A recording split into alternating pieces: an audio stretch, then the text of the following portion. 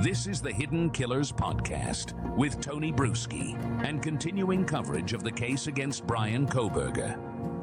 What drives a man who studied the criminal mind to become the suspect of one of the most brutal college town murders in recent memory? That's the riddle at the center of the Bryan Kohberger case. A PhD student in criminology, allegedly obsessed with a serial killer, accused of planning and executing the murders of 4 University of Idaho students, and in doing so, some say with eerie precision.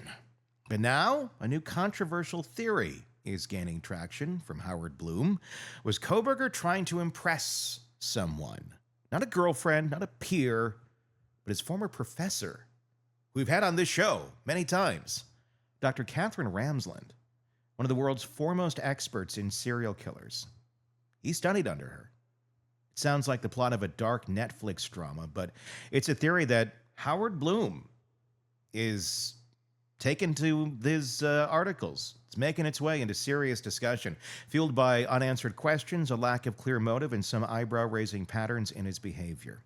Joining us is someone who knows a thing or two about decoding motive and delusion, retired FBI Special Agent Robin Dreeke, former chief of the Counterintelligence Behavioral Analysis Program. I was surprised when I saw this one, Robin, but I know you and me both really respect his writing and his reporting, so I thought, let's discuss. From a behavioral standpoint, how plausible is it that a man like Kohberger would commit an act this extreme, not out of hatred or revenge, or being what's the name escapes me for a second here. The guys who are obsessed with women but hate women, incel. An incel. But to try to gain the admiration of someone he saw as a mentor. This is Howard Blum's theory at this moment in time. He just published on Airmail. What's your thoughts? I found this to be very intriguing. Yeah, anytime Howard Blum talks, I give it a listen. I pay attention. Mm-hmm. He wrote a great book. He did a lot of great deep diving with the people and the personalities involved in this. That being said, anytime you hear a new theory go out there, and I apologize, Tony, and to the audience, I am the boring guy. I don't get emotional on these things. I just like, oh, that's interesting. Let's look at the data. Let's look at the science. Let's look at the law of probabilities and see what fits or doesn't fit and see if we can establish an arc of probability. And if you're looking at an arc of probability, we have to make a couple assumptions here. One, the greatest leap here we are going to make is that let's assume, because we haven't done a psychological study on him, I'm not a licensed clinician, but if he is high on psychopathy, I think this theory is not plausible. And here's why. And we've chatted about this before. Psychopaths, when you're high on psychopathy, they don't do things to impress others. They do it for pure sport and grandiosity internally. And so the notion of him being needy enough to seek the approval of others would require that. And we're also then, let's look at data points in his life from statements and what others are reporting on him. Has he ever sought that kind of affirmation and validation from others external to himself, or has it always been internal? There's low data on that. And so I'm not again, if he is high on psychopathy, it's not a likelihood. It doesn't mean it's outlawed. It doesn't mean it's not a possibility. Anything's a possibility until, we have more data. But I'm thinking it's low likelihood if he's high in psychopathy.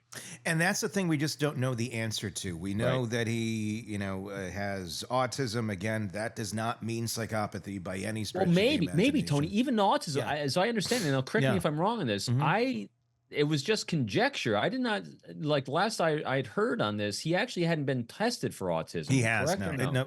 He has. Now? Okay. We have official, or the court has official documentation now that he does. My apologies again. That's why I just double checking. Initially, they came with no receipts, but now they have receipts. And look, he's been diagnosed. Here's what you got.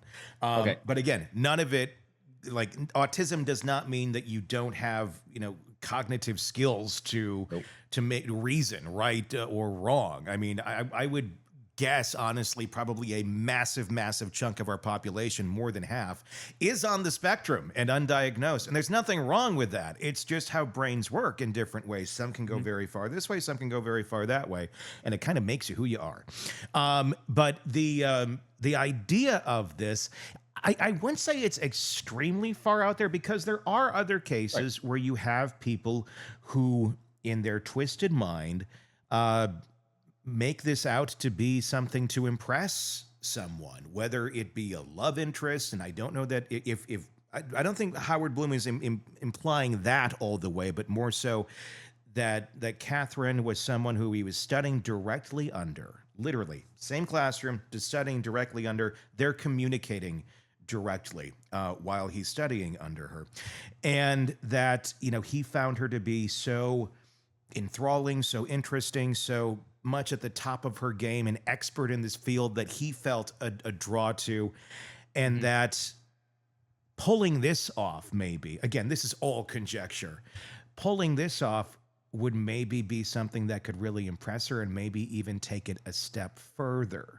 than she went with her research into BTK. I mean, she got right down to the nitty gritty, got inside of the mind of Dennis Rader, and revealed a ton of things that we had not heard before about Dennis in terms of his in terms of our understanding of a serial killer and what makes that individual tick.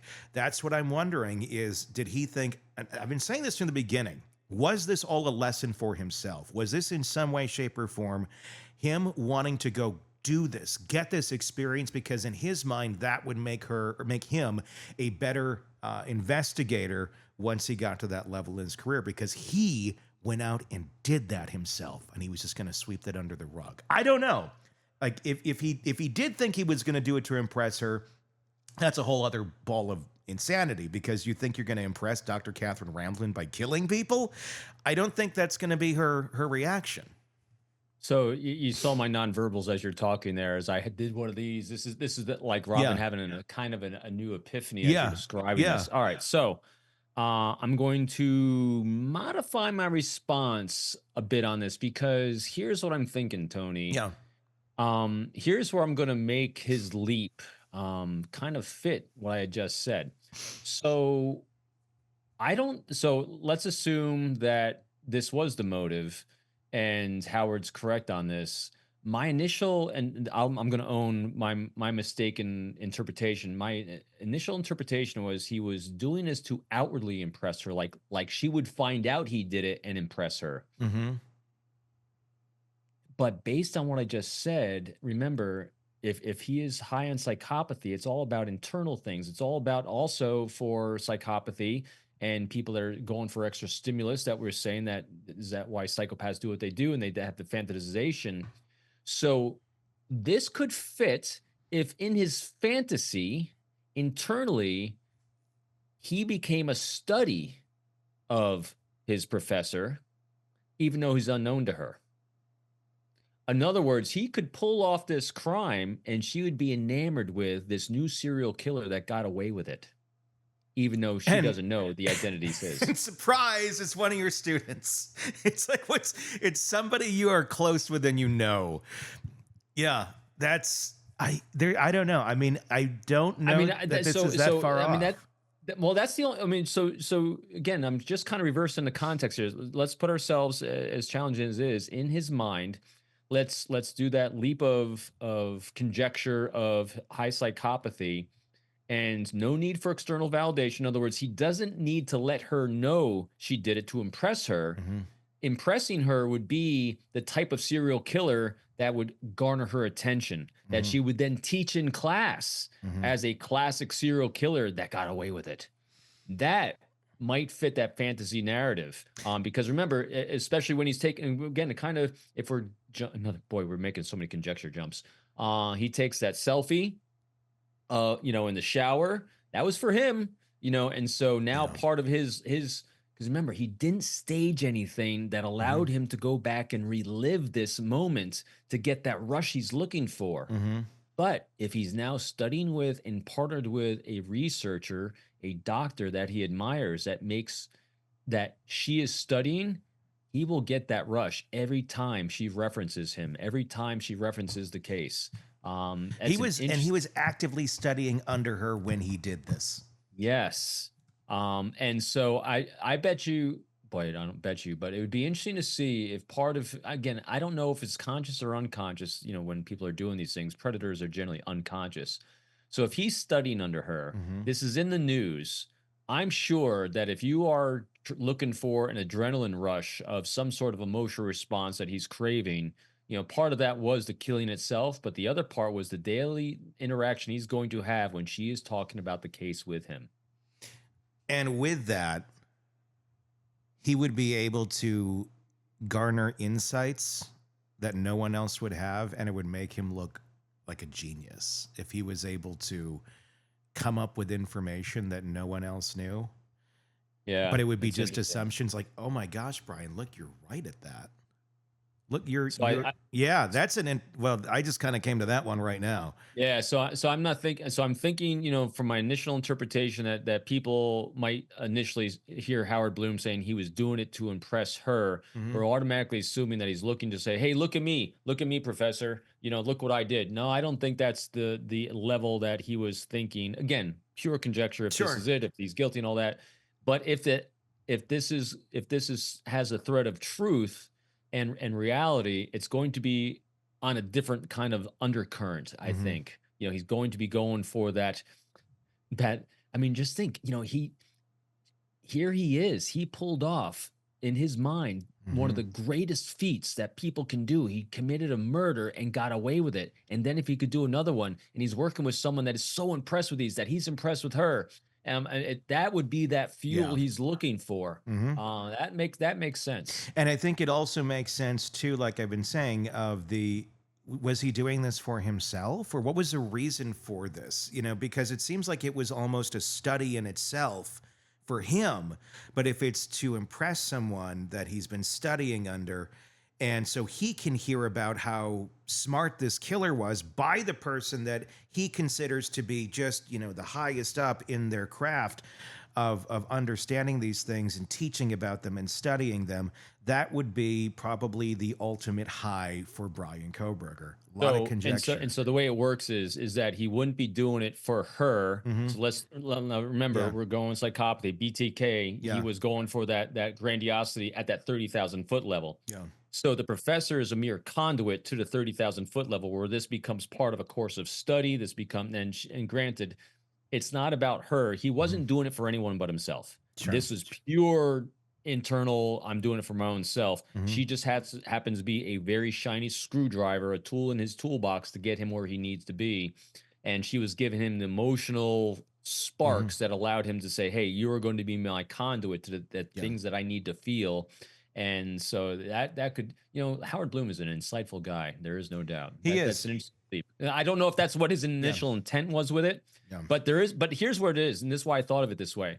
There is something unusual and different with this relationship with the professor, because when you look at his arc of the types of relationships he has, he does not have deep, meaningful relationships with anyone. But this professor, it's a spike. Yes, and it's on this topic specifically. Yes, that's very insightful. I feel really bad for Katherine Ramsland that her name's even being drug into this is something that would have and in no way am I saying anything negative about her. I think she's great, she's smart, and she certainly has nothing to do with someone else's choices to do something like this. But my goodness, if Howard Blum's reporting is correct, and right now this is all based on his reporting, we have not confirmed any of this. This is just off of what he's published on Airmail. According to Howard in his reporting, I'm just kind of generalizing here. He's making accusations that he believes Katherine Ramsland was communicating with Kohberger, or Kohberger's communicating with her, I should say. Which is normal. If that's one of your students and she's a mentor to you, that would not be out of the ordinary. What makes it out of the ordinary is when that student, if it's him, goes out and kills these people and continues to communicate. He alleges that there was a string of email communications before the killings and after the killings between the two. Not that Kohberger said, hey, by the way, I just killed these kids. What do you think? Do I get a gold star on the wall? But just that there was some sort of thing going on there. He also alleges that once Kohberger was caught, that Katherine was in communications with Kohberger's mother, trying to help them work through this mentally, not as like, hey, let's beat this, but more of a, how can I help you? I've been in this world before. Let me help you as a resource. Nothing negative to Katherine Ramsland, but if those emails existed And I don't know that they do. Howard Blum seems to think that they do. And if they come out in court, that would show a motive. And I'm assuming that if on the digital devices that they have taken from Kohberger, like I said, there's a lot we don't know about back here that could come to light in the trial if, in fact, these things exist. Yeah. What do you think is in those emails? Again, this is pure conjecture and speculation, but what do you think we would find in those emails from him to her leading up to the killing and then maybe right after? Hard to kind of guess what would be leading up to the killing. I would think so. Boy, we've taken like 50 million conjecture leaps. Yeah, we're down a rabbit hole here. Oh boy, and I'm not a conspiracy guy either. Yeah. So our thought experiment is on, Mhm. and so I would imagine if our really super hypothetical theory holds true, and there's any semblance, I think the truth is always a bunch of data points that are all congruent. You know, I think there's a lot of reasons for motives, but if she plays a part in it, like we're hypothesizing, then I would think the emails afterwards would be seeking her thoughts and opinions on what she thinks about the murder, Yeah. what she thinks about the motive. And I'd imagine that he is looking for what she thinks about it, how well it was performed, you know, and things like that. I would then think after she offered her opinions, he would be adding maybe a few of his own, you know, Yeah. to kind of say, hey, look, I have some pretty insightful thoughts on this as well. If indeed that's exactly what's there, wouldn't that be interesting? It would be. And one further point that I want to highlight about her, which says how different she is from Kohberger on this, you know, to her benefit, is people that are actually high on empathy and with a lot of compassion take the actions that she took with the family. You know, she's emotionally vested in one of her students that she wants to see be successful, that might have seen him struggling with interactions, and she saw a spark that she, as a great teacher, was trying to ignite and fuel in a healthy way. So I definitely feel for her as well. Yeah, and she refuses to talk about the case, and it may just simply be, you know, because he was her student, and there's confidentiality there.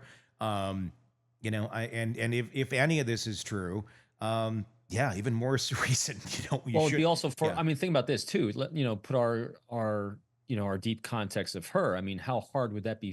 How hard would you have to look in the mirror as well? You know, if you were the professor for the student that pulled this off, you know, that's got to be, you know, it destroys your own personal narrative as well, which we do not like to face. You know, and so that's why I think it's important for people, in light of all this, if again, we'll see how the trial goes, you know, to give her a lot of grace, because completely. He's going to feel very, very. I mean, I can only imagine how she feels now, and when and if he gets convicted, it's going to even be worse. Yeah, in no way, again, are we in any way insinuating anything negative about Katherine Ramsland. She, you know, does nothing wrong there. You know, when people do horrendous things like this, there's so many destroyed lives on all sides. Sure. Even if Howard Blum's assumptions here or accusations are completely incorrect, and there is no communication, you know, and he's not doing this for that reason. She was his professor leading right up to this. I'm going to guess, or I'd honestly be very surprised if she was not called as a witness in this trial. I agree. I think she will be. Yeah, to get kind of a mindset of what Kohberger was like, and to get her perceptions on that, because that would be very valuable, I would think, in this. I'm going to guess you're going to see students even of his testify to, okay, the day after this happened and he came into class, and the accusations are he was a little less shaved, a little more scrubby, and a little more laid back than ever before. We're going to hear testimony to that as well. It's a fascinating angle on this. I mean, you do have, you know, you go back, John Hinckley Jr. is the one I think of with the Reagan attempt for trying to impress Jodie Foster. You get people in these modes that are, you know, I would say he was a little bit more psychopath, maybe even than Kohberger, but it does happen. There are people that go out and kill thinking that somehow they're going to impress someone. How do you think it stacks up against the other motive, the incel area, which we had been talking about for quite a bit, where there's this deep hatred towards women? You had this coming basically in his mind, and he was acting out in that way. That to me has seemed very logical as well, but I don't know. Howard's got a point here. I think that incel angle is a part of a whole. I think it doesn't really strike me as the huge motivator, but again, it's a part of the whole. Mhm. I think this thing with the professor, I think, has a lot more legs to it because it really it's a strong relationship, and he doesn't have strong relationships. So Mhm. I definitely we don't know what it is, but there's definitely something there that I hadn't considered, and that's why I think it's really good when people like Howard bring these things up, because think about this. I'm curious if Howard hadn't put this out there, would the prosecution even think to look at those emails, if there are Yeah. emails, in the same light? Well, they're You certainly going to know, be looking for him now. yeah, exactly. Because now, because every time because here's what we do. When you one of the reasons why I love looking at behavior arcs for everyone and everything is because we're looking for that normal pattern so Mhm. we can recognize when something stands out. And when something stands out, we want to say what makes that stand out? What was there that caused this thing? And the relationship with her is something that stands out. Mhm. And so now we have to figure out, how does this new thing that stands out, how does that fit a part of a pattern in a whole? Mhm. And I think with his theory, yeah, I think it gives us it gives us an area to focus on Mhm. that we might not have focused on before. I wasn't focusing on this before, and then all of a No. sudden he comes out with a theory and is like, that doesn't quite fit the way he was saying it, but maybe it fits this way, because now kind of all the other pieces start falling. It's like when you're putting a puzzle together, Yeah. and all of a sudden you fit that one piece in there, and all of a sudden, wow, 10 other pieces all of a sudden make sense. And Howard's been studying all the pieces. Like, Yes. he knows those pieces of that puzzle well. I mean, I think we do pretty good. He's like, he could like take a piece of the puzzle and go, oh, this one fits in the upper left corner, because he knows where they all go. And that would then give you a little more knowledge and probably a little more insight, to theorize on some of these things and see where things may fit better than most would on the outside. And that's where I'm really wondering where he came to that conclusion, or if he has inside knowledge, because he usually does. A lot of things he says about cases that, this is probably going to come out. He doesn't usually open his mouth and say something that is going to be completely out there and not be legit. So I don't even really view this as a conspiracy or anything. This just seems to point to more of an answer of, hey, the motive is right here, guys. Like, Mhm. maybe it really is something like this. The only other question I would have about this, and this again, just to be complete conjecture, because we don't know if A, this ever even happened, and B, what the motive would be, or what the thought process would be on the part of Ramsland, is if she was reaching out to the family after this happened, after she knew that Kohberger was this main suspect in this. Why reach out to the family? Is that because you just have some insight and you can help them kind of navigate their way through it? Or is it more like, shit, I kind of suspected, not necessarily suspected, but it's kind of one of those things where if you're in a workplace and you make the comment of, okay, who could go postal here any day? You kind of pick somebody out and go, yeah, that's the guy I would expect it to do.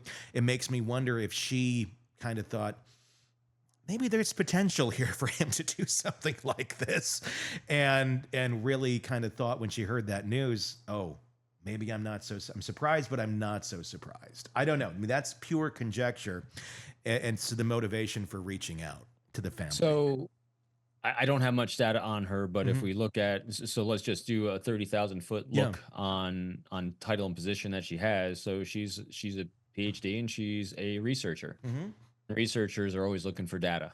And I would imagine that, but she's also a human being. She's compassionate. So I think that she's probably, there's multiple reasons why she did it. One is to actually because she does care and she has empathy, and also because she's trying to take in data to understand, is this plausible? Is it possible?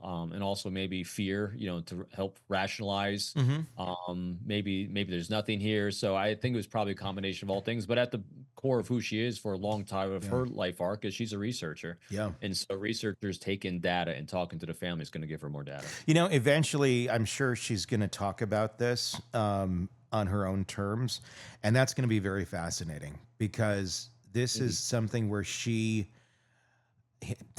fortunately and unfortunately, fortunately for being able to study broken brains like this, she had a first-class ticket to be right front and center with someone who then carried out one of the worst massacres that we've seen in a long time. That's going to be fascinating from her standpoint. To hear the insight that she might have of anything she noticed leading up to this, or if there was any signs. That's going to be very interesting, specifically from her perspective. Got to be traumatizing, I would think, but I mean, she's seen a lot, so I don't know. I can't speak for how she's handling it, but that will be very interesting to hear her words at the end of the day. Yeah, it definitely will be. And to Howard Blum as well, one of the areas that's interesting was, like you said, he's got a lot of reps. He's got a lot of data points that he's taken in, but it will also, I think that's why his initial statement and theory about doing it for her to impress her came in from on the top side of the arc of normal human behavior for people looking for outside validation. He doesn't necessarily have reps on the undercurrent of what psychopathy is, and that's why he wasn't looking at it for what Kohberger would get out of it, kind of like what we're exploring here. So I think he's spot on because of his research and his reps in doing that. But maybe he doesn't have reps in dealing with really, really abnormal people. But he just a phenomenal job there. If nothing else, a new way to kind of look at this for investigators and prosecutors. Yeah, I would completely agree. Without a doubt, this is going to be fascinating. It is interesting. Craving non-stop true crime updates? Press subscribe now and get the latest cases, analysis, and expert commentary delivered straight to your feed. Only from the Hidden Killers podcast and True Crime Today.